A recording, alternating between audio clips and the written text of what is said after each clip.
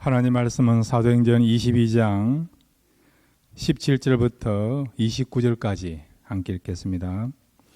후에 내가 예루살렘으로 돌아와서 성전에서 기도할 때에 황홀한 중에 봄에 주께서 내게 말씀하시되 속히 예루살렘에서 나가라.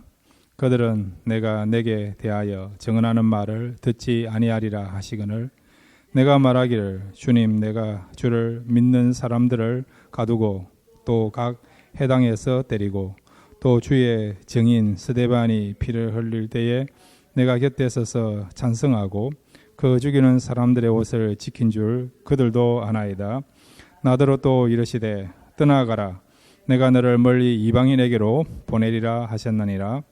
이 말하는 것까지 그들이 듣다가 소리질러 이르되 이러한 자는 세상에서 없애버리자 살려둘 자가 아니라 하여 떠들며 옷을 벗어 던지고 뒷걸을 공중에 날리니 천부장이 바울을 영내로 데려다가라 명하고 그들이 무슨 일로 그에 대하여 떠드는지 알고자 하여 채찍질하며 신문하라 한데 가죽줄로 바울을 매니 바울이 곁에 서 있는 백부장들어 이르되 너희가 로마 시민 된 자를 죄도 정하지 아니하고 채찍질할 수 있느냐 하니 백부장이 듣고 가서 천부장에게 전하여 이르되 어찌하려 하느냐 이는 로마 시민이라 하니 천부장이 와서 바울에게 말하되 내가 로마 시민이냐 내게 말하라 이르되 그러하다.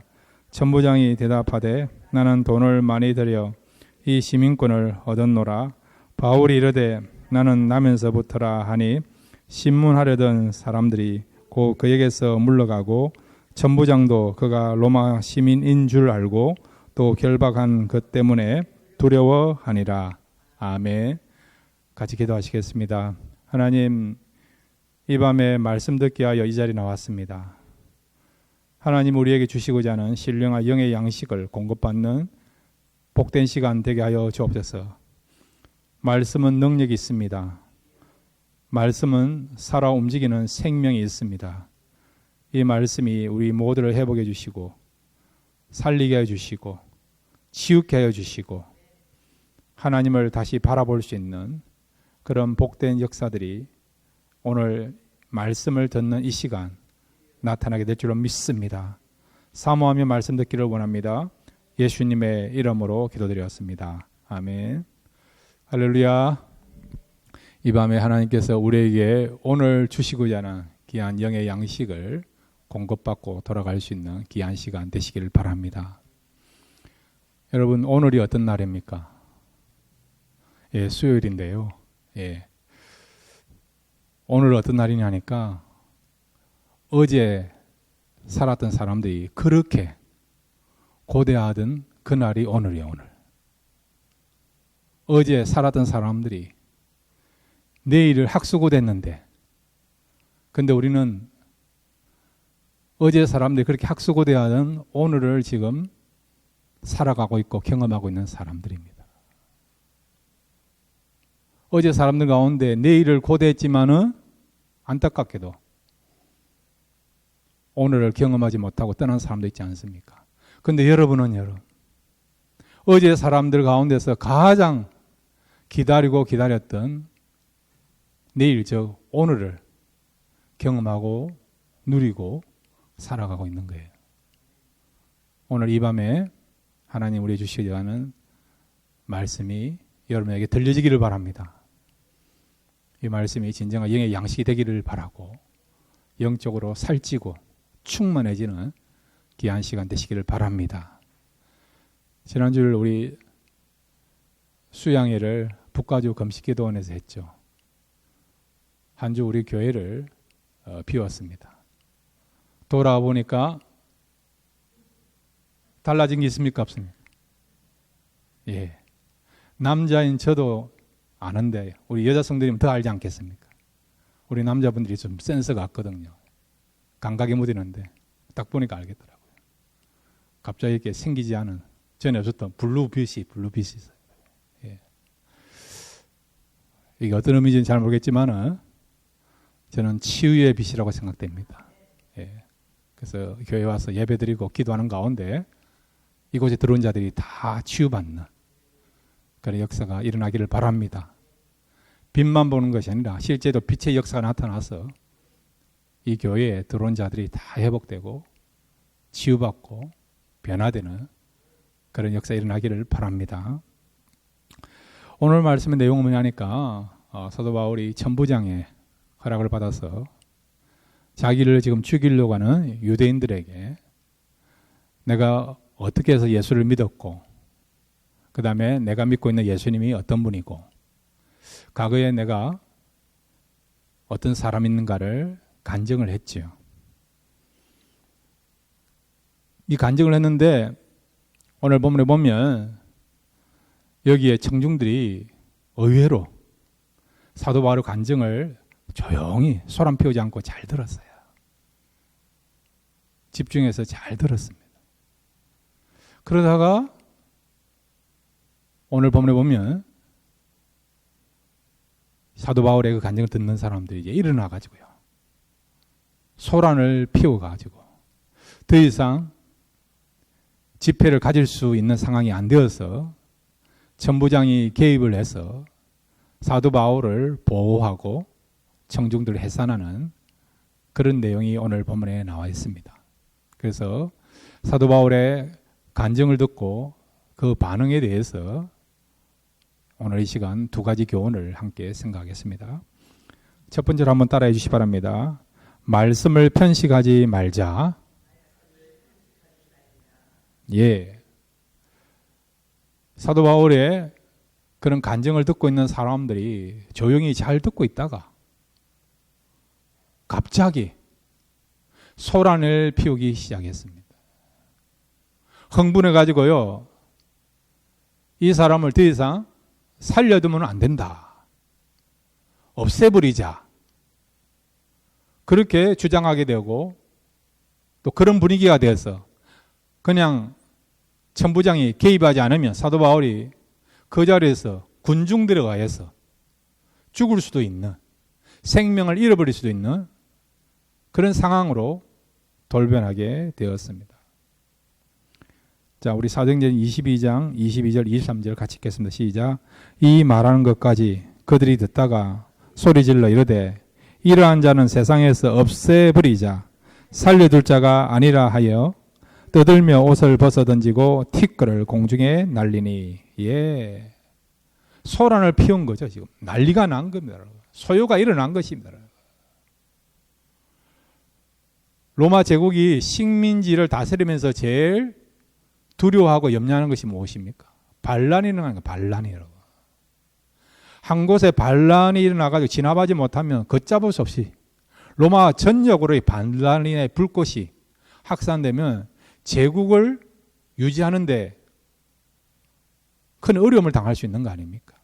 그래서 총독이 제일 먼저 해야 될 것은 반란이 일어나지 않도록 조용하게 다스리는 거예요. 식민지가 조용하게 평화를 유지하는 것입니다. 안정을 유지하는 것입니다.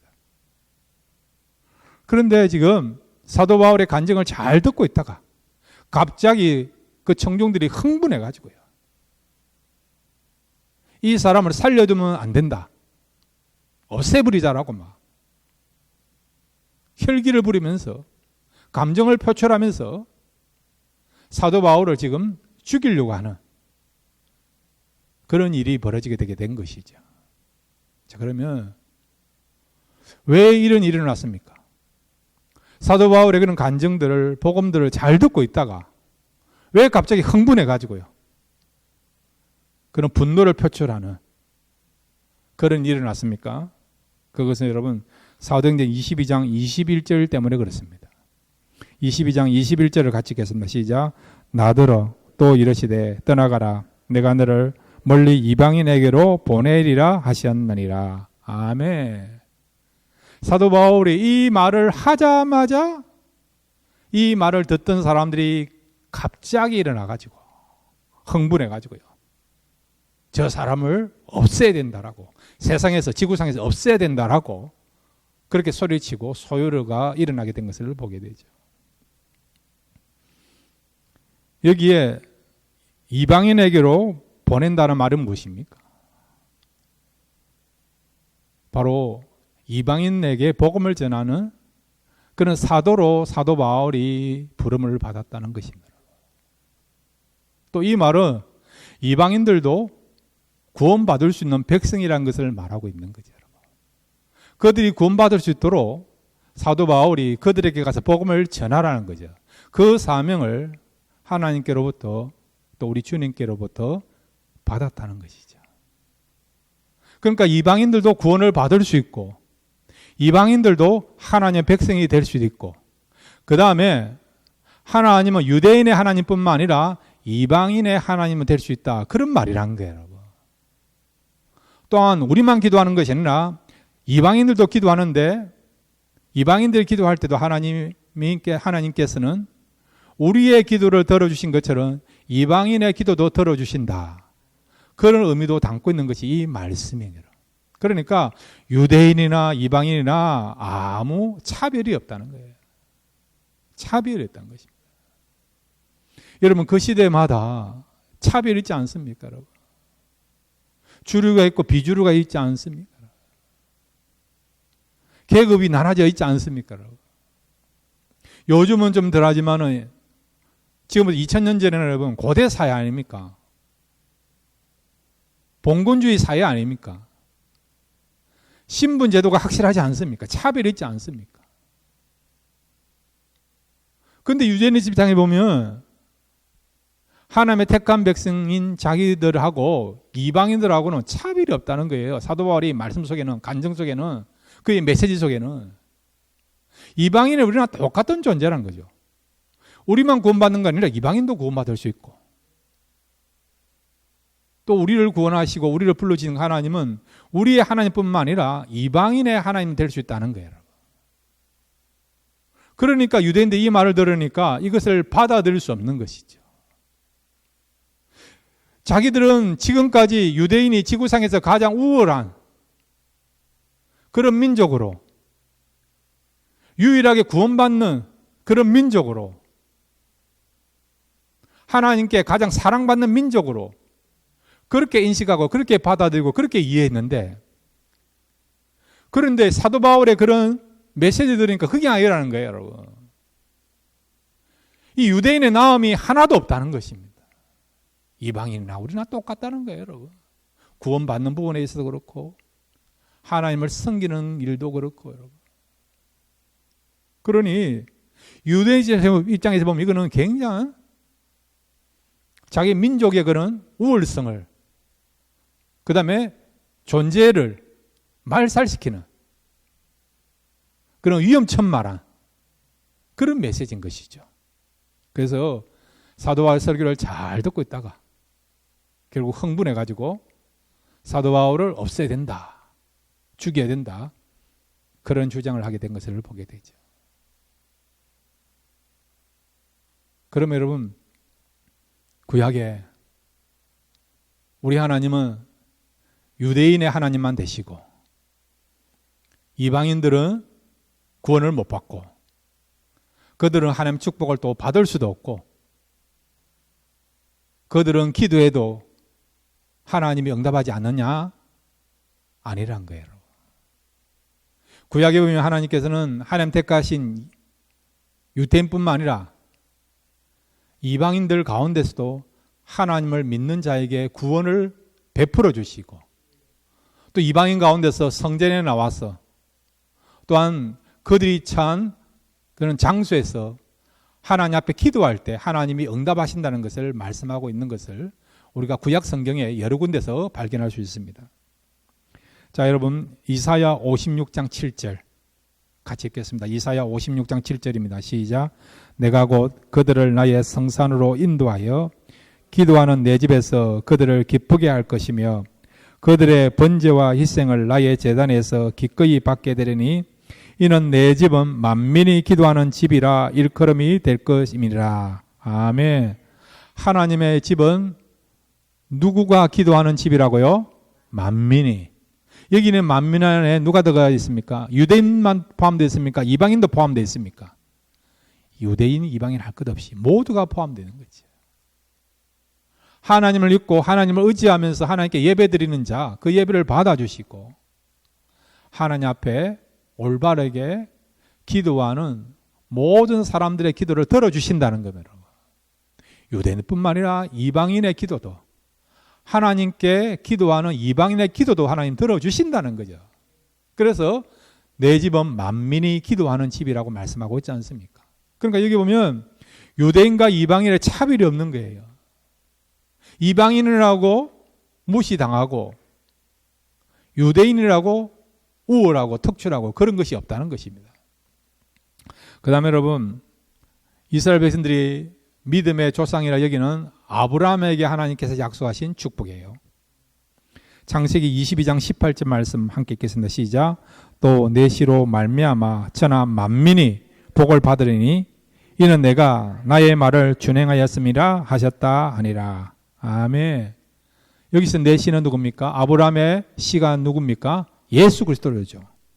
예수 그리스도로 말미암아 누가 복을 받는다고요? 유대인만 복을 받습니까? 미국 사람만 복을 받습니까? 한국 사람만 복을 받습니까? 아니죠. 누가 복을 받습니까? 천하 만민이 복을 받으리라. 아멘. 그러니까 하나님의 축복받을 수 있는 기회가요, 유대인뿐만 아니라 모든 민족에게 열려 있다는 것을 말씀해 주고 있죠. 그러니까 하나님은 유대인의 하나님뿐만 아니라, 예수님은 유대인의 하나님뿐만 아니라 모든 민족, 모든 나라의 하나님이시고 예수 그리스도이신 것을 말씀하고 있는 것입니다. 이미 구약에서도 여러분, 하나님은 이방인들에게도 구원을 받을 수 있고 말씀을 받을 수 있고 기도가 응답될 수 있고 축복받을 수 있는 기회를 열어놓은 거죠. 그런데도 유대인들은 어떤 생각하고 있다고요? 이런 말씀을 어떻게 해요? 근성으로 듣고 이런 말씀을 어떻게 해요? 마음에 받아들이지 아니한 겁니다. 창세기 이미 그렇게 말씀하고 있고 이사야에서도 그렇게 말씀하고 있고, 이것 말고도 구약에 보면요, 이방인들도 얼마든지 하나님께 나와서 예배하면 하나님 그 예배를 받아주시고, 하나님께 나와서 기도하면 그 기도를 들어주시고, 그들도 구원받을 수 있고 축복받을 수 있다, 그런 내용들이 얼마나 많이 있는데요. 그런데도 유대인들은요, 이 말씀을 받아들이지 아니한 겁니다. 계속해서 그들은 어떤 마음과 어떤 생각을 갖고 있습니까? 우리 유대인들만 구원받는다, 이방인들은 구원받을 수 없다, 우리가 섬기고 있는 하나님은 우리의 하나님이지 이방인의 하나님은 아니다라고 생각한다는 거예요. 그러니까 그들은 말씀을 왜곡하고 있고 말씀을 어떻게 해요? 편식하면서 편애하면서 말씀을 받아들이게 된 것을 보게 되죠. 지금도 많은 유대인들이요, 대부분의 유대인들이 예수 그리스도를 메시아로 인정하지 않습니다. 2000년 전에 여러분, 베들레헴에 태어나셨고 십자가에 죽으시고 부활하시고 성천하신 그 나사렛 예수를 자기들의 메시아로 인정하지 않고 그 나사렛 예수를 이방인들의 메시아로만 생각하고 있어요. 많은 유대인들이에요. 자기들의 메시아는 앞으로 올 거라고 그렇게 착각하면서 헛된 꿈을 꾸면서 기다리고 있다는 거예요. 왜 그렇습니까? 하나님이 우리에게 분명하게 보내주시기로 작정하신 메시아는 누굽니까? 예수 그리스도 아니십니까? 그런데 유대인들은 왜 예수님을 메시아로 받아들이지 않습니까? 그들이 생각할 때 메시아는 마구간에 태어날 수 없고 가난한 집안에서 태어날 수도 없고, 그리고 메시아는 십자가에 죽어서는 안 된다는 거예요. 여러분. 메시아는 화려한 모습으로 와야 되고, 그 다음에 정치적으로 이스라엘을 회복해야 된다는 겁니다. 다윗이 이스라엘 회복해서 가장 부강한 나라를 만든 것처럼 그런 모습으로 메시아가 와야 되고 그런 모습으로 메시아가 활동을 해야 된다는 겁니다. 그런데 나사렛 예수는 어떻습니까? 목수의 아들 태어났고 30년간 또 목수 생활을 했고, 그리고 그 당시 로마사에서 가장 비참한 모습이라 할 수 있는 십자가를 지는 십자가형을 받은 분이 예수님 아니십니까? 메시아는 죽을 수도 없고 그 다음에 십자가를 질 수도 없는데, 근데 예수님은 십자가를 지신 거예요. 그러니 정통 유대인들은 그런 메시아는 메시아가 아니다. 우리가 바라는 메시아가 아니다라고 예수님을 받아들이지 아니했고 믿지 아니한 것이죠. 그런데 여러분 이사야 53장에 보면 하나님께서 보내신 메시아는 어떤 분입니까? 멸시를 당하고 찔림을 당하고 그 다음에 천대를 당하고 채찍에 맞고 그런 분으로 나와 있지 않습니까? 이사야가 이미 하나님께서 보내주신 메시아는 이렇게 고난받을 것이다. 고난을 받는 종으로 오실 것이다. 그런 삶을 살 것이다. 그렇게 말씀하고 예언했어요. 그런데 유대인들은 그 말씀을 안 받아들인 거지. 안 받아들인 것이죠. 그리고 그 말씀 믿지 아니한 것입니다. 말씀을 어떻게 편애하고 편식을 하게 되었던 것이죠. 지금 사도 바울이 복음을 전하고 사도 바울이 간증했을 때도 마찬가지예요, 여러분. 이미 구약에서 하나님은 이방인에게도 복음을 들을 수 있고 구원받을 수 있고 하나님의 자녀가 될 수 있는 길이 열려 있음에도 불구하고 이것이 진리임에도 불구하고 이미 선지자들이 그렇게 하나님 주신 영감을 가지고 예언했던 말씀임에도 불구하고 사도 바울 시대에 유대인들은 그 말씀 받아들이지 않고 또한 그 말씀을 인정하지 않게 되는 그런 실수를 저지게 되는 것을 보게 되는 것이죠. 이런 현상은 여러분 우리에게도 있어요, 여러분. 오늘 이 시대는 여러분 이 번영신학이라 가지고 고난이나 그 다음에 십자가나 심판이나 회개나 지옥에 관한 그런 설교하는 것을 그런 메시지 듣는 것을 사람들이 싫어해요. 그럼 어떤 메시지 좋아하느냐? 행복, 평안, 성공, 승리 이런 거 여러분. 그런 설교도 그런 메시지를 듣기를 좋아한다는 겁니다. 여러분 말씀을 편애하지 말기를 바랍니다. 그 말씀이 여러분 마음에 찔리는 말씀이 된다 하더라도 그 말씀을 받으시기를 바랍니다. 디모데후서 우리 3장 16절에 보면 하나님의 말씀으로 어떤 하나님의 말씀이 어떻게 됐습니까? 성령의 감동으로 된 것으로 교훈과 책망과 바르게 함과 어로 교육하게 유익하다고 말씀하고 있지 않습니까?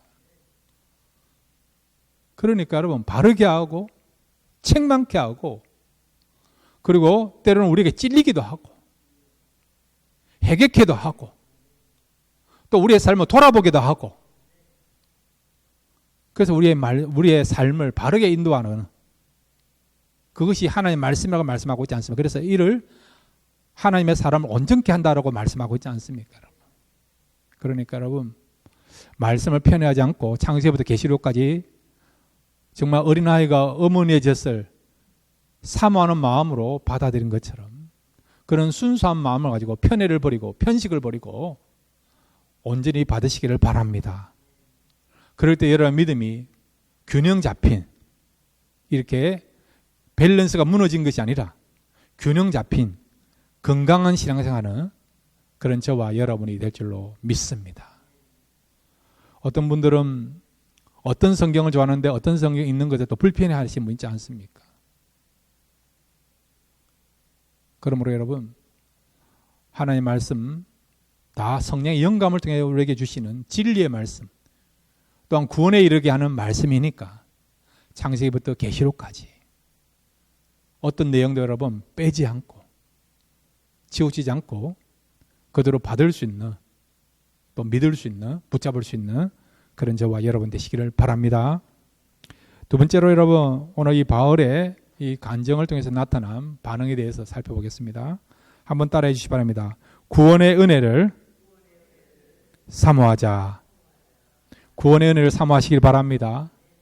시대별로 우리가 어떤 상황에 처한다 하더라도 구원의 역사, 구원의 은혜가 있습니다. 아담과 하와가 범죄했을 때 구원받을 수 있는 길은 없잖아요. 너희들이 그것을 따먹으면 정령 죽으리라. 근데 하나님은 최초의 범죄한 죄를 이 땅에 출현시키는데 가장 선두에서 그 역할을 했던 아담과 하와에게도 구원받을 수 있는 길을 열어줬습니까? 안 열어줬습니까? 열어줬죠. 열어줬어요. 죄를 짓는 일에 선두 역할을 했고 죄가 인류에게 들어오는 데 있어서 주동 역할을 했던, 주동자 역할을 했던 사람이 아담과 하와인데 그들에게도 하나님은 구원받을 수 있는 길을 열어줬어요. 우리가 어떤 일을 할 때 주동자로는 특별 대우를 하지 않습니까? 그죠? 주동자는 어떻게 됩니까? 잘못되면 역적이 돼가지고 어떻게 해요? 자신뿐만 아니라 그 가족들도 죽는 그런 일들이 있지 않습니까? 어떤 경우는 8족, 9족을 멸하지 않습니까? 그런데 죄가 이 땅에 들어오는 데 있어서 인류를 멸망케 하는 일에 있어서 어떤 역할을 했던, 주동자 역할을 했던 아담과 하와에게도 하나님께서 어떻게 해요? 구원의 길을 열어주셨죠. 가죽옷을 입혀주시면서 아담과 하와의 후손으로 이 땅에 온 인류의 죄를 담당하실 메시아를 보내주실 것이다. 그런 메시지를 담고 있는 것이 가죽옷이에요. 가죽옷이에요. 그래서 그때부터 제사를 드리지 않습니까? 양을 잡을 때마다, 짐승을 잡을 때마다 바로 짐승이 죽어서 우리의 죄를 임시적으로 이렇게 사하지만은 그러나 하나님께서 우리에게 보내주시는 그 메시아로 말미암아 그분이 죽으심으로 잠깐 동안 1년 동안 어떤 기간 동안 죄가 사한 것이 아니라 그분이 죽음으로 우리의 죄가 영원토록 사함을 받게 될 것이다. 그래서 우리가 구원을 받게 될 것이다. 가죽옷을 통해서 구원받을 수 있는 길을 하나님 열어놓으신 것을 그들이 알게 되고 구원을 사모하게 된 것을 보게 되죠. 그것뿐만 아니라 여러분, 모세 때도 마찬가지예요. 모세가 죽을 수밖에 없는 그런 가운데도 공주의 이렇게 품에 안김으로 모세를 구원하지 않습니까? 그것뿐만 이스라엘 백성들이 출애굽해가지고 다다른 것이 어딥니까? 홍해 아닙니까? 홍해. 하나님이 도와주지 않으면, 역사하지 않으면 홍해에서 다 죽는 거예요, 여러분. 아니면 애국 군대에 의해서 다 진멸당하는 겁니다. 앞으로 나가지도 못하고 뒤로 나갈 수도 없는 그런 상황 아닙니까? 근데 하나님 어떻게 하십니까? 홍해 길을 열어주지 않습니까? 그래서 여러분, 남자만 60만 명이니까 여자 어린아이가 합하면 200만 명 이상 되는 그 이스라엘 백성들이 홍해를 무사히 건너지 않습니까?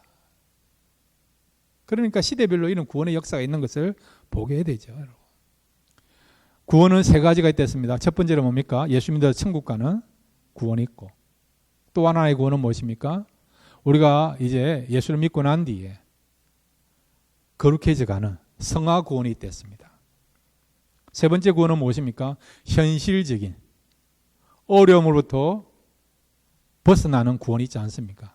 생명을 지켜주시는 그런 구원의 역사가 있고, 육신의 생명을 지켜주는 구원의 역사가 있고, 또 위기를 만났을 때, 또 고난을 만났을 때 하나님께서 그 위기로부터 또 고난으로부터 벗어나게 하는 그런 구원이 있지 않습니까? 오늘 본문에 보면 사도 바울이 지금 이 청중들에 의해서 그냥 가만히 내버려두면 죽을 수도 있는, 돌팔매질을 당하든지 아니면 짓밟혀서 죽든지 로마도 가보지도 못하고 죽을 수도 있는 그런 위기를 만났습니다. 그런데 하나님은 천부장을 통해서 그런 위기로부터 벗어나게 하고 또 로마법을 통해서 사도 바울의 생명을 지켜주신 것을 보게 됩니다. 지금 소요가 일어나니까 천부장이요, 일단 사도 바울을 보호했습니다. 사도 바울을 보호해가지고 천부장이 있는 영내로 끌고 왔습니다. 그리고 백부장을 시켜서 신문을 하라는 거죠. 채찍질을 하면서 신문을 하는 것입니다. 사도 바울이 원하는 대로, 요구한 대로 청중들에게 자신을 변호할 수 있는 기회를 줬는데, 근데 반응이요, 제대로 변화하지 못하고 오히려 청중들이 더 흥분돼 가지고 소요를 일으키게 되니까 사도 바울이 뭔가 잘못했는가 보다 그렇게 생각하고 그렇게 인식하고 구체적으로 이렇게 신문에서 사도 바울이 지은 죄가 뭔지 그걸 알기를 원했던 것이죠. 그래서 밑에 있는 부하를 시켜서 채찍질을 하면서 신문하라고 명을 내린 것입니다. 그냥 사도 바울이 가만히 있으면 채찍질을 당할 수밖에 없는 상황입니다. 여러분, The Passions of the Christ라고 하는 순환자 예수라고 하는 멜 깁슨 주역으로 나온 여러분 영화 보셨죠? 예수님이 채찍질 당하지 않습니까? 그 당시 로마 시대의 채찍은요, 그냥 채찍이 아니에요, 여러분. 말 가죽으로 이렇게 돼 있는데 그 채찍 끝에는 뭐가 있는 줄 아십니까? 짐승뼈가 달려요. 짐승뼈가 여러분. 그래가지고 이 채찍을 내려치면 어떻게 되느냐? 살찜이 떠져져 나옵니다. 살찜 떠져 나옵니다. 여러분. 어떤 경우라면 십자가형 치지도 못하고 채찍에 맞아가요 죽는 경우도 있습니다. 그러니까 어떤 의미에서 이 채찍질은요 사람을 죽일 수도 있는 살인 무기와 같은 채찍질이에요. 이미 지금 사도 바울 나이가 50 중반이 넘었어요. 1차, 2차, 3차 전도 여행을 마쳤습니다. 쉬지도 못하고 지금 3차 전도 여행을 마치고 바로 예루살렘으로 올라온 거죠. 여러분. 굉장히 육신적으로 지금 심히 약한 가운데 있는 것이죠. 그런 가운데 채찍질을 맞으면 죽을 수도 있는 상황입니다. 로마도 가보지 못하고 우리가 로마서 1장에 보면 내가 로마에 가서도 복음을 전해야 될 거라고 말씀하고 있지 않습니까? 고린도에서 여러분 마지막 로마서를 쓰면서 3차 전동 마지막 시점에서 로마에 가서 복음을 전하기를 원한다. 성령의 음성을 가지고 이 로마서를 쓰면서 로마에 가기를 원했던 것이죠. 그런데 지금 로마도 가보지 못하고 로마에 가서 복음을 전하지도 못하고 그냥 예루살렘에서 채찍에 맞아 죽을 수도 있는 상황이 된 것입니다. 그래서 사도 바울은 지금 성령의 음성 가운데 백부장이 자기에게 채찍질을 하려고 할 때 어떻게 합니까? 내가 로마 시민권자라고 시민권자가 밝히게 되는 것이죠. 오늘 성경 여러분 사도행전 22장 24절에서 25절 같이 읽겠습니다. 시작. 천부장이 바울을 영내로 데려다가라 명하고 그들이 무슨 일로 그에 대하여 떠드는지 알고자 하여 채찍질하며 신문하라 한데 가죽줄로 바울을 매니 바울이 곁에 서 있는 백부장들이 이르되 너희가 로마 시민된 자를 죄도 정하지 아니하고 채찍질할 수 있느냐 하니 예. 그 당시 로마 법이 뭐냐 하니까 로마 시민권자에게 특혜를 줬어요. 만약에 죄가 밝혀지면 모르겠는데 죄가 밝혀지지 않은 가운데서 함부로 채찍질을 할 수가 없습니다. 왜? 채찍질을 하다가 사람이 죽을 수도 있기 때문에. 그 정확하게 증거라든지 정인이라든지 하여튼 재판을 해가지고 이 사람의 죄가 명확하게 드러나면 그때 좀 더 신문하기 위해서 채찍질할 수 있는데 그런데 죄가 드러나지 않은 가운데 함부로 채찍질을 할 수 있는 것이 아닌 것입니다. 그 다음에 비록 식민지하에서 어떤 법을 어기는 걸로 고소를 당해서 신문을 받더라도 총독에게 신문을 받거나 재판을 받는 것이 아니라 나는 로마 황제 앞에서 재판을 받기를 원한다. 그러면요. 비록 로마시가 아닌 식민지 안에서 고소를 당한다 하더라도 로마로 압송되어서 황제 앞에서 재판받을 수 있는 그런 권한을 부여받은 사람들이 바로 로마 시민권자인 것입니다. 그래서 사도 바울이 결국 어디로 갑니까? 로마로 가지 않습니까? 로마 총독 앞에서 나는 재판받는 것이 아니라 황제 앞에서 내가 재판받기를 원한다 해가지고 결국 예루살렘에서 로마까지 압송당하게 되었고 그 결과로 말미암아 사도 바울 로마 감옥에 가서 복음을 전하게 된 것을 우리가 알게 되는 것을 우리가 성경을 통해서 우리가 알고 있지 않습니까? 이렇게 로마 시민권자에게 특혜를 베풀어 주는 겁니다. 근데 사도 바울은 지금 살기 위해서 채찍 맞는 것이 힘드니까, 괴로우니까, 고통스러우니까 그것을 피하기 위하여 육체의 그런 어떤 편안함을 위해서 지금 내가 시민권자인 것을 밝힌 것이 아니라 바로 로마까지 가야 되었고 그곳에 가서 복음을 전해야 되기 때문에 그 사명이 남아있기 때문에 그것을 위해서 어떻게 해요? 내가 시민권자인 것을 밝히게 되었죠. 그랬더니 천부장이 그 이야기를 듣고 달려와 가지고요. 사도 바울이 로마 시민권자 알게 되고 그 다음에 어떻게 결정을 내립니까? 29절입니다. 사도행전 22장 29절 같이 읽겠습니다. 시작. 신문하려던 사람들이 그에게서 물러가고 천부장도 그가 로마 시민인 줄 알고 또 결박한 것 때문에 두려워하니라. 아멘. 만약에요 로마 시민권자임에도 불구하고 천부장이나 그 다음에 신문하는 사람이 이 사람이 죄인인 것을 확정하지 않은 상황 가운데 채찍질하면요 어떤 일이 벌어지느냐, 결국 도리어 큰 벌을 받게 되는 것입니다.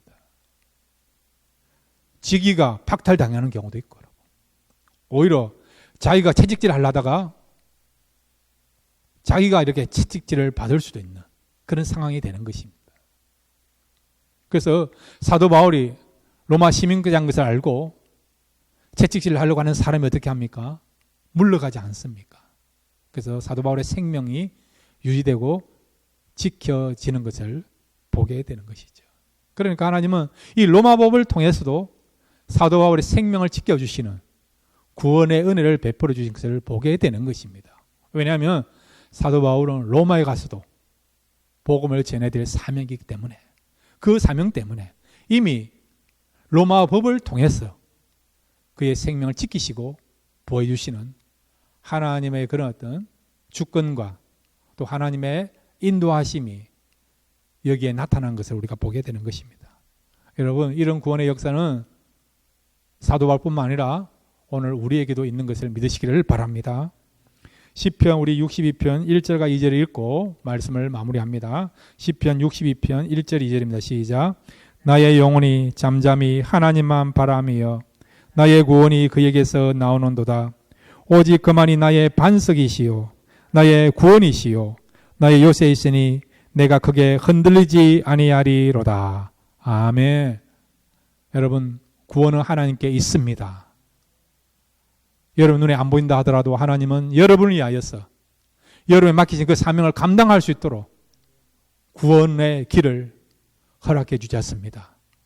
그러므로 여러분, 구원의 하나님을 바라보시고 흔들리지 마시고 끝까지 주신 사명 잘 감당하며 하나님의 일을 더욱더 힘있게 감당할 수 있는, 그 일을 위하여 달려갈 수 있는 그런 저와 여러분 되시기를 주님의 이름으로 축원드립니다.